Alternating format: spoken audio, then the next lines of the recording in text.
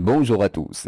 Depuis le 10 février 2023, un accident de voiture est au cœur de l'actualité. Ce jour-là, Pierre Palmade, qui avait été testé positif à la cocaïne, a eu une collision avec un autre véhicule sur une route départementale de Seine-et-Marne.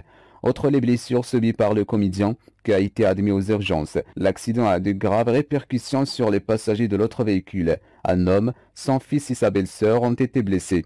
Cet événement tragique a suscité une forte émotion dans le public et a relancé le débat sur la sécurité routière et la responsabilité des conducteurs selon prise de stupéfiants. Le parquet de la ville a décidé de placer Pierre Palmade sous contrôle judiciaire pour homicide et blessures involontaires, désormais assigné à résidence et placé sous surveillance électronique. Pierre Palmade devra attendre la fin de l'enquête avant de comparaître devant la justice.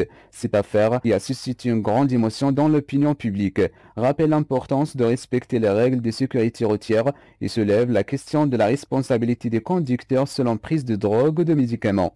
Le samedi 11 février 2023, les résultats de rapports toxicologiques de comédiens ont changé la donne pour les enquêteurs. Les faits, initialement qualifiés de blessures involontaires par conducteur ayant entraîné une incapacité de travail supérieure à 3 mois, ont été requalifiés en homicide et blessures involontaires ayant entraîné une incapacité totale de travail supérieure à 3 mois par conducteur selon prise de produits stupéfiants.